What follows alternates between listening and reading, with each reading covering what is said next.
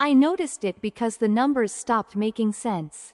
Not gone, not empty, just wrong. The account had always been precise. Every deposit tracked, every movement intentional. It was built that way for a reason, because it wasn't just money. It was time, years of it, planning, sacrifice, every decision leading towards something clear. Medical school, that was the plan. That was always the plan. So when the balance shifted in a way that didn't align with anything I had done, I knew immediately this wasn't a mistake. I stared at the screen longer than I needed to, not hoping it would fix itself. Just confirming. The money hadn't disappeared. It had been moved, used, reassigned without permission. I didn't panic. Not yet. Because panic doesn't give you answers. Clarity does. And clarity was already forming. I picked up my phone and made the call. It rang twice. "Hey," came the voice. Light. Casual. Too casual. "I need to ask you something," I said. "Sure," they replied. "The account," I continued. "What happened to it?" A pause. Short. Controlled. Then, "Oh, that. Like it was nothing. Like it didn't matter." "What about it?" they added. I leaned back slightly, letting the moment settle. Because that response told me everything. "You moved the money," I said. Not a question, a statement. Another pause. Longer this time. "We used it," they replied. Used it. Just like that. No explanation. No hesitation. Just justification without detail. "For what?" I asked. I already knew, but I needed to hear it. Because sometimes the truth needs to exist out loud. "It was important," they said. We needed it. That word again. Needed. It always appears when someone takes something that wasn't theirs. "For what?" I repeated. Another pause. Then, "The wedding." Of course. I closed my eyes for a second. Not out of frustration. Out of understanding. The decorations. The venue. The constant conversations about perfection. How everything had to look right. It all made sense now. "You used my medical school fund," I said slowly, "for a wedding." "It's not just a wedding," they replied quickly. "It's a once-in-a-lifetime event." Once in a lifetime. I almost smiled. Not because it was funny. Because it was predictable. "That money wasn't for that," I said. "We know," they replied.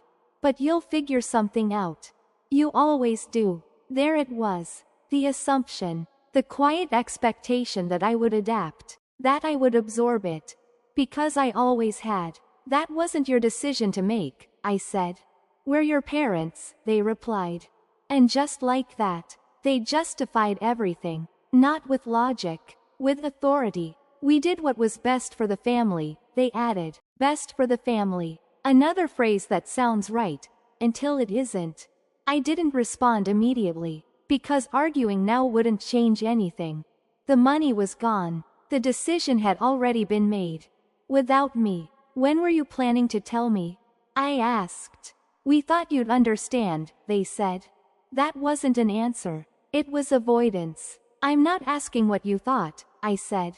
"I'm asking when." Silence. Because there wasn't a good answer.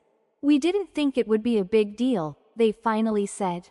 That was the moment. Not when the money was taken. Not when the decision was made.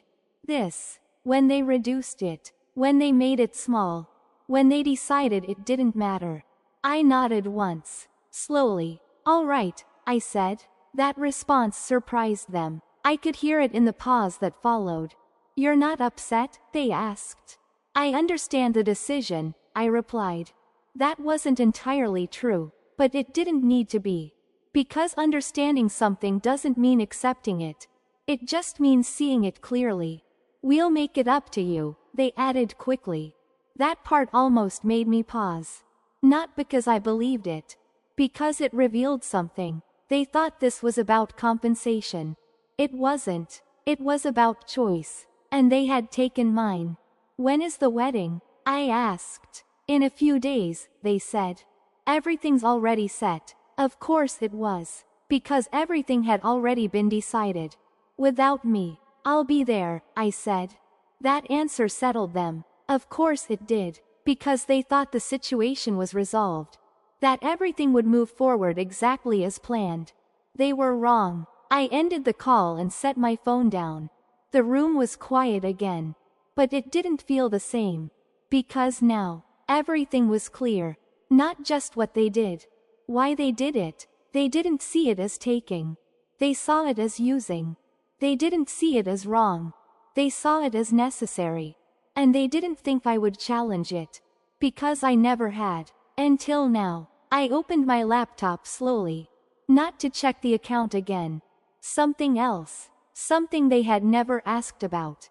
Never noticed. Never questioned. The screen loaded. Clean. Organized. Structured. Ownership files. Contracts. Control. Everything exactly where it needed to be. Unaffected. Because what they took was only one part of the story. The rest was something they had never seen. I leaned back slightly. Not emotional. Not reactive. Just certain. Because by the time the wedding happened, everything they thought they controlled would look very different. Not through argument. Not through explanation. Through reality. And reality doesn't need permission. The wedding looked exactly how they imagined it. Perfect. That word followed everything. Perfect venue. Perfect lighting. Perfect arrangements. Every detail polished to match the image they wanted to show. Expensive. Carefully built. And entirely based on something they thought they controlled. I arrived quietly. Not late. Not early. Just on time. No one stopped me. No one questioned me. Because as far as they were concerned, everything was settled. You made it, one of them said when they saw me. I said I would, I replied. That seemed to relax them. Because my presence confirmed something for them. That nothing had changed. That everything was moving forward exactly as planned. You look good, they added. Glad you're part of this. Part of this. That phrase stayed for a moment. Because it meant something different now. I nodded once and stepped further inside. Guests were already moving around, conversations flowing. Everything functioning the way it was supposed to. And for a while, nothing happened. Because moments like this don't need to be rushed. They unfold, naturally. The first shift came quietly. A phone call, not mine, his. I saw it from across the room.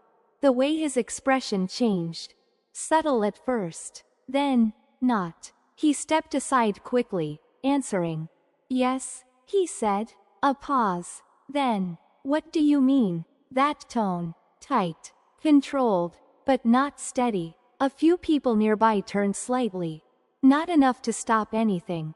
Just enough to notice. I stayed where I was. Watching. Because now, it had begun. That's not possible, he said. Of course. Because what was happening didn't match what he believed. I've had no issues before. There has to be a mistake, he added. Another pause. Longer this time. More real. What do you mean my position has been terminated? He said. That line didn't stay contained. It moved. Quietly. But enough. Enough for the atmosphere to shift.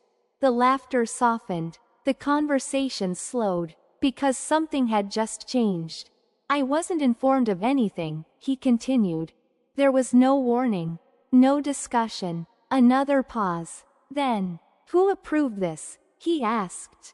That question stayed. Because it mattered. Not to them. To him. And the answer was coming. He went still. Listening. Processing. Then, silence. Not from the call. From him. Because whatever he heard changed everything. He lowered the phone slowly, his eyes scanning the room before landing on me. Not casually. Directly. Like something had just connected. I didn't move. Didn't react. Because the moment didn't need help.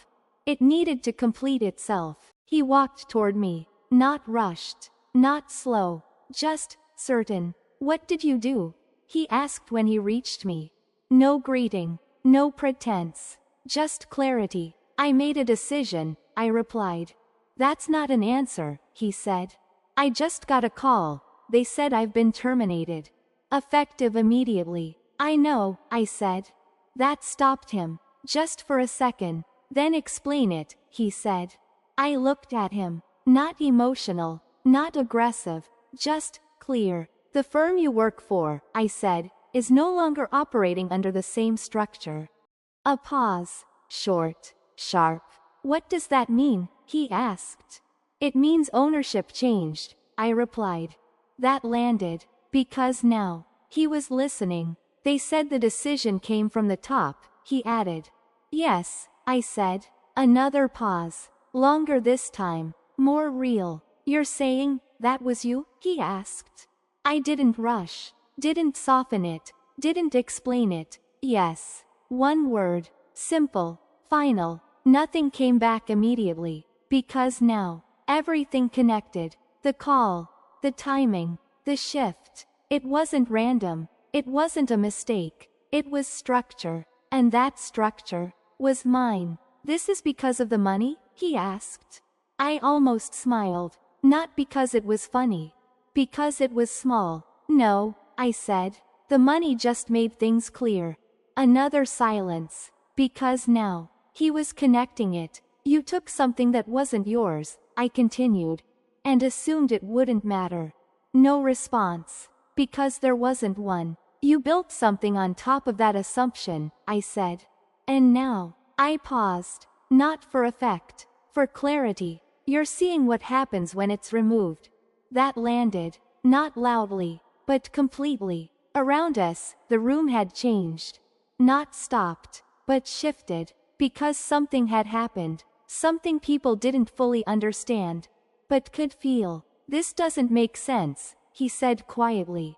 It doesn't have to, I replied. Because reality doesn't need to match expectation. It just exists. I didn't know, he said. And for the first time. It sounded real. I know, I replied. Because that was always the point. He didn't know. He didn't ask. He didn't question. He assumed. And now. He understood the cost of that. What happens now? He asked. That question again. Different situation. Same meaning. I looked around the room. At the event. At the moment they had built using something that was never theirs to begin with. You move forward, I said. How? He asked. The same way I did, I replied. Without assuming anything is guaranteed. That landed. Because now. He understood. Not everything, but enough. I stepped back slightly. The conversation was over. Because everything that needed to be said had been understood. The wedding continued. Of course it did. Because events like this don't stop for realization. They move forward, even when everything underneath them changes. And as I walked away, I didn't feel anything heavy. No anger, no satisfaction, just balance. Because they took my future to build their moment.